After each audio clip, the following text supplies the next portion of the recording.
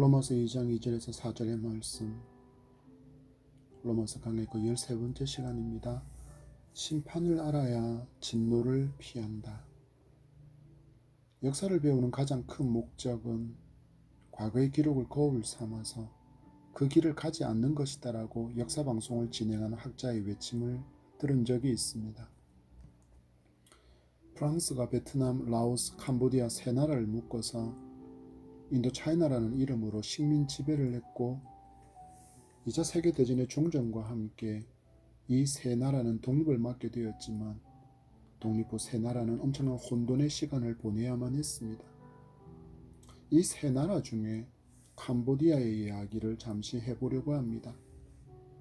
캄보디아는 킬링필드, 곧 사륙의 땅이라는 악명으로 알려진 크메르 루주와 그 지도자였던 폴포트가 정권을 잡고 공산주의 종주국인 구소련과 중국의 실패한 정책을 그대로 따라하다가 4년 동안에 전체 인구의 무려 4분의 1을 학살로 죽였습니다. 그들은 자유주의 국가인 프랑스의 영향력 아래서 살던 도시민들은 개조되어야 된다는 그 사상으로 그 정책 아래에 모든 도시민을 농촌으로 강제 이주시켰고 그들은 강제 수용소에서 강제 노동을 했습니다. 서양 문화를 배운 학자와 시인, 가수, 배우, 운동선수 등은 처형과 교화의 대상으로 탄압과 고문의 고통 속에서 죽었습니다. 당시의 기록을 보면 크메르 루즈의 만행은 입에 담기조차 힘들 정도입니다. 한 사람의 지도자가 4년 동안 캄보디아를 무려 20년이라는 역사적인 시간을 후퇴시키고 만 것입니다. 또 한 나라의 얘기를 해보려고 합니다. 바로 필리핀입니다. 독재자 마르코스가 축출된 지 36년 만에 그의 아들이 대통령으로 당선되었습니다. 폭정과 비리로 축출되었고 마르코스의 아내였던 아멜다는 사치와 부패 온상으로 불린 사람이기도 했습니다. 그런데 그의 아들이 다시 대통령이 되었습니다. 30년에서 40년의 시간은 우리의 표현으로 하자면 강산이 3번, 4번 바뀐 시간입니다. 그렇지만 압제와 철권 통치의 고통을 고스란히 기억하는 사람들이 아직 살아있는 나라에서 독재자의 아들이 대통령이 되었다는 것은 정말 고민해 보아야 할 대목이라 하겠습니다. 역사는 거울이기 때문입니다. 한 사람의 지도자가 잘못 세워질 때 수천만 명이 고통받고 목숨을 잃습니다. 무엇을 교훈하는 것입니까? 역사를 망각하면 저주스러운 역사가 다시 반복될 수밖에 없다라는 것입니다. 여러분, 우리는 믿음을 가진 성도입니다. 우리에게는 더 심각한 결과를 초래하는 그런 망각이 있습니다.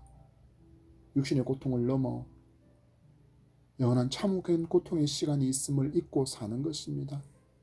바로 하나님의 심판과 그리고 불순자가 마주하게 될 그 지옥의 고통을 잊고 살아가는 것입니다. 바울은 로마 성도에게 편지를 보내며 마치 자신은 좀 더 나은 사람인 것처럼 다른 사람을 함부로 판단하는 것은 자신을 정죄하는 것이라고 선포합니다. 왜냐하면 자기도 그 사람처럼 똑같이 행하고 있기 때문이라고 말합니다. 어찌해야 합니까? 그래서 성도의 삶은 겸손함으로 남을 나보다 낮게 여기며 살아야 합니다. 우리는 이 밤 계속해서 로마서의 말씀을 들으며 우리에게 주신 이 성경이 과거의 유물이 아니라 지금 내가 마주해야 할 가장 바른 거울이라는 그런 교훈과 은혜가 함께하기를 축복합니다. 2절의 말씀입니다. 이런 일을 행하는 자에게 하나님의 심판이 진리대로 되는 줄 우리가 아노라. 2절의 시작을 보십시오. 이런 일을 행하는 자에게, 남을 판단하는 일을 행하는 자에게 어떤 일이 일어남을 바울은 이야기합니까? 하나님의 심판이 진리대로 시행된다고 이야기합니다. 하나님의 심판이 있다는 것입니다. 더욱더 중요한 것, 이 심판에 예외는 없습니다. 하나님께서 정하신 것이기에 반드시 일어날 일이기에 바울은 표현합니다. 진리대로 된다. 바울이 말하는 이 진리대로 된다는 표현을 주목해 보시기 바랍니다. 누구든지 범죄하는 자는 반드시 심판하심을 우리가 안다고 말하며 심판의 확실함을 강조하고 있는 것이기 때문입니다. 여러분, 진리는 하나님의 속성이기에 이것은 과오가 없이 진리에 따라 이 범죄들을 심판하시겠다는 뜻입니다. 이 심판의 대상이 앞서 언급된 로마의 성도와 같이 이방인 성도들과 함께 유대인을 향하고 있는 것을 보게 됩니다. 유대인이 누구입니까? 하나님의 선민으로 택함을 받은 백성이지만 그들은 오신 메시아를 거부했습니다.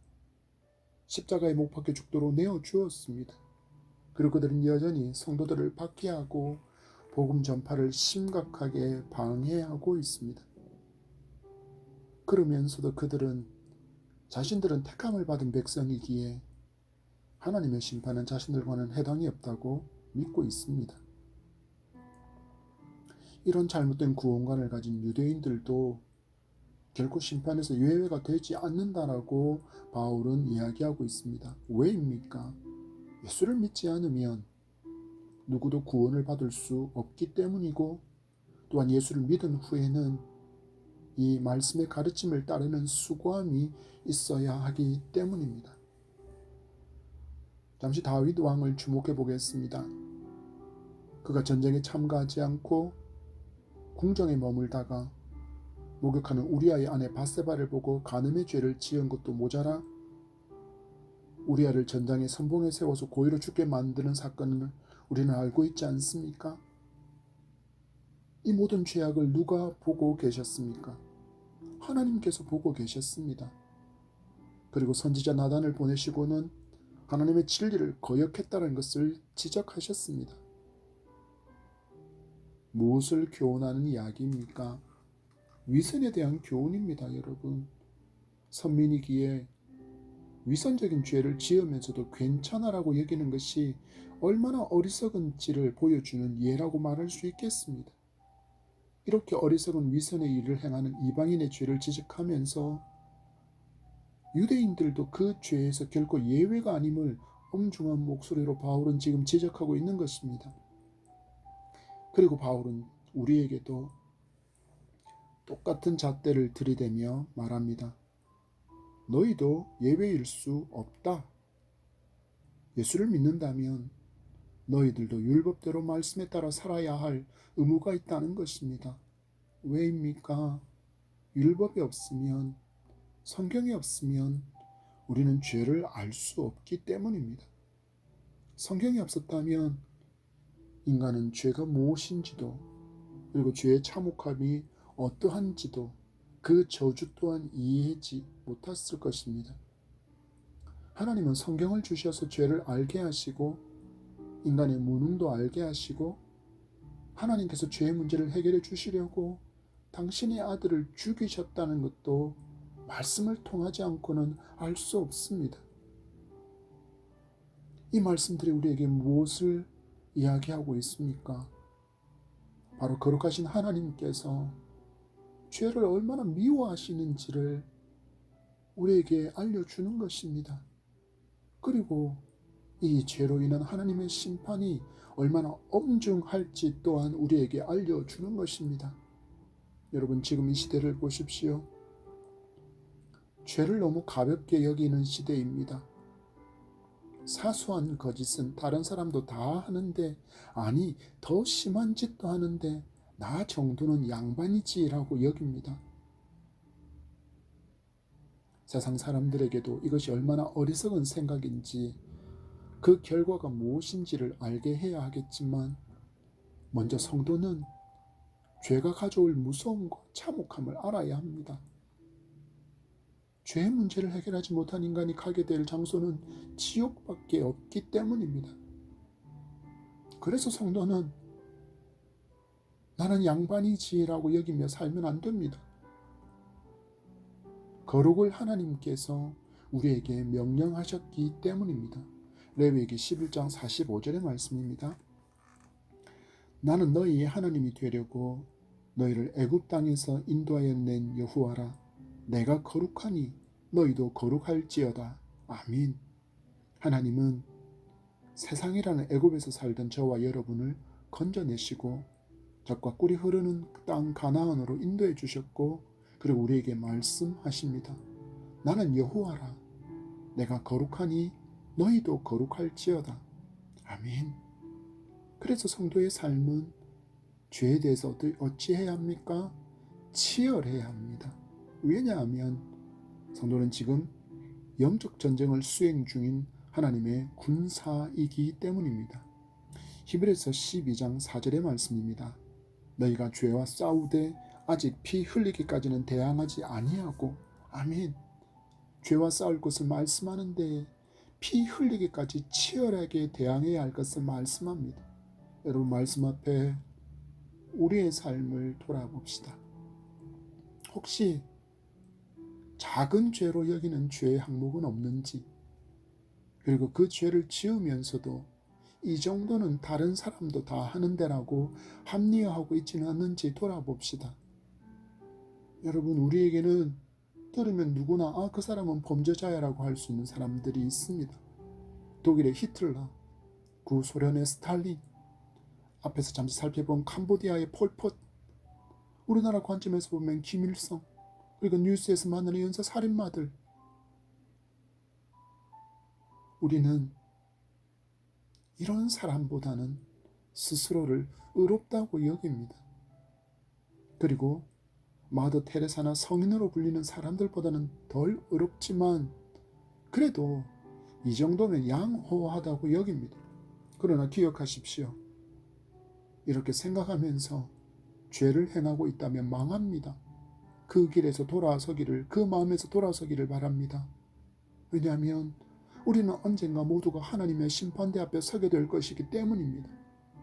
지금 거룩함을 회복하는 여러분 되기를 축복합니다.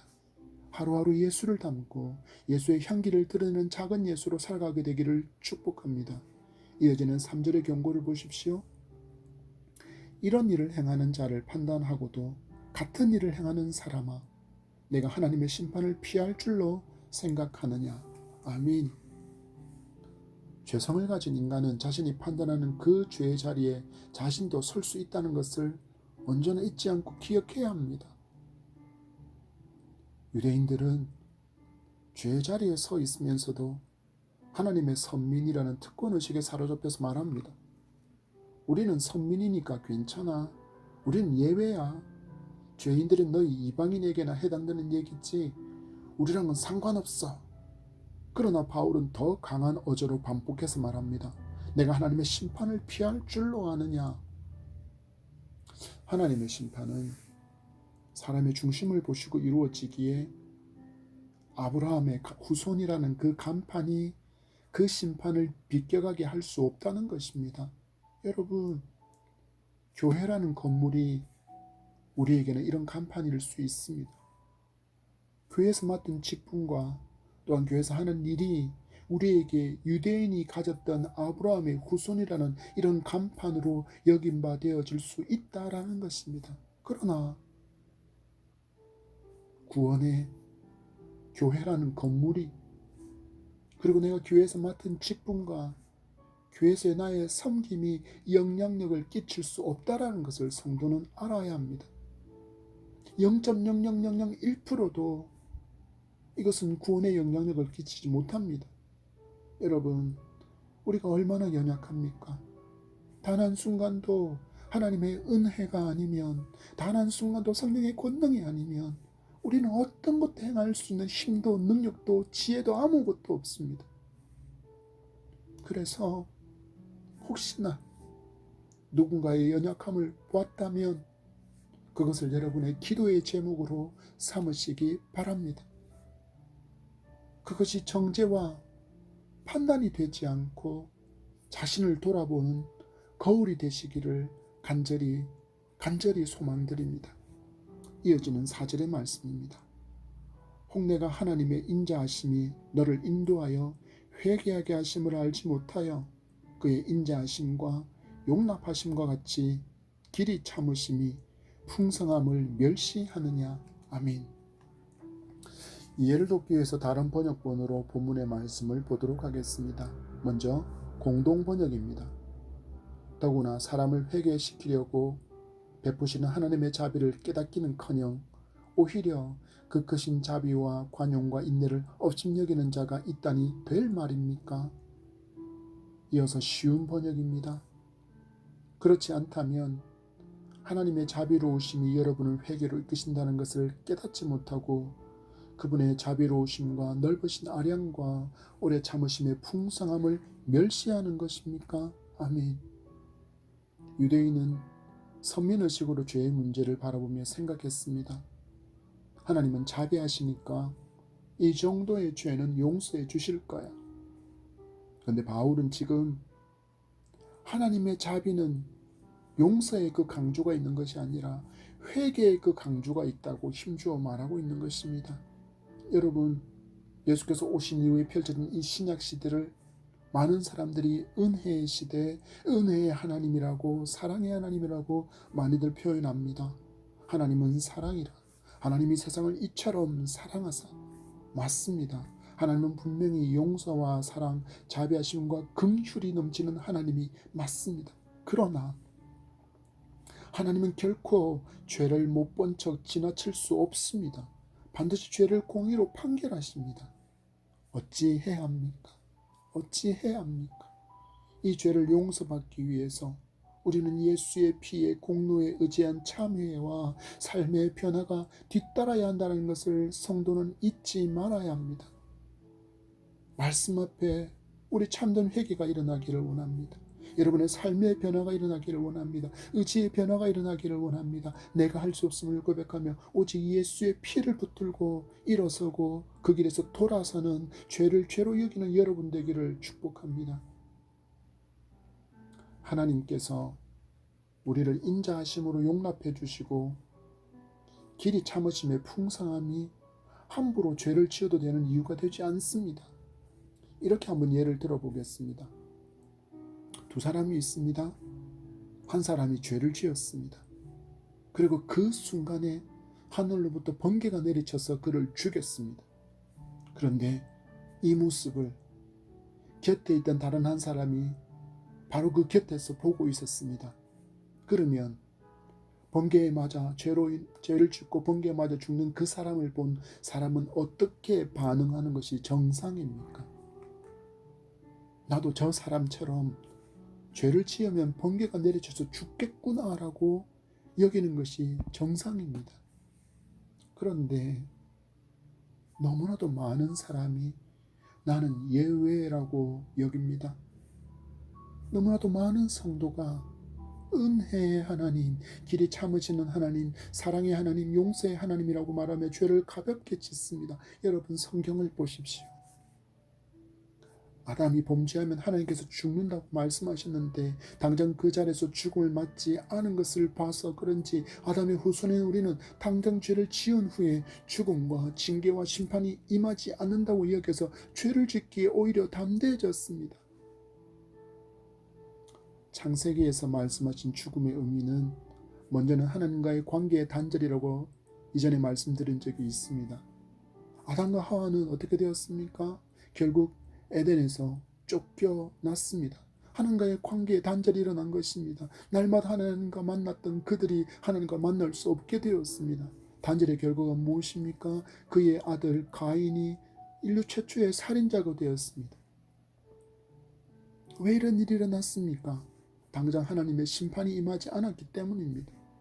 그랬더니 인간은 더 깊은 죄악으로 나아갔고 결국 땅에 죄가 만연하여 가득 차게 되었습니다.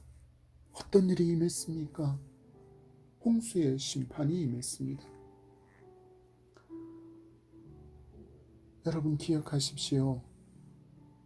하나님께서 길이 참으신다는 것은 우리가 회개하기를 원하신다는 의미이지 죄를 그대로 방치하신다는 의미가 아닙니다.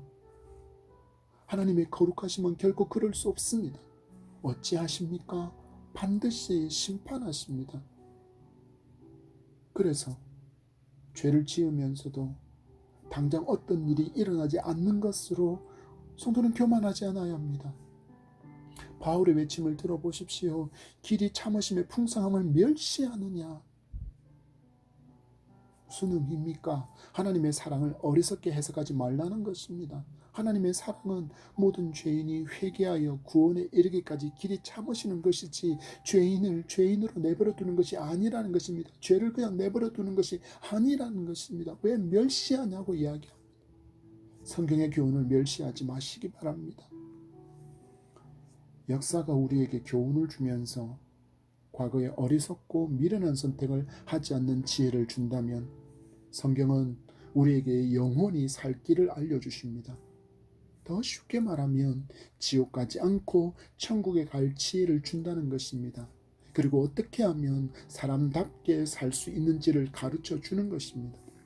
그래서 성도는 성도답게 살기 위해서 성경을 읽고 듣고 묵상하며 순종하며 살아내야 합니다.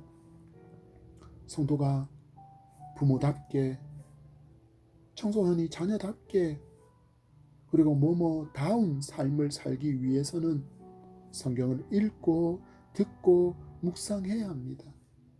그렇지 않으면 우리는 하나님의 길이와는 전혀 다른 방향으로 가게 됩니다. 권면합니다. 성경이라는 등대의 불빛으로 나오기를 바랍니다.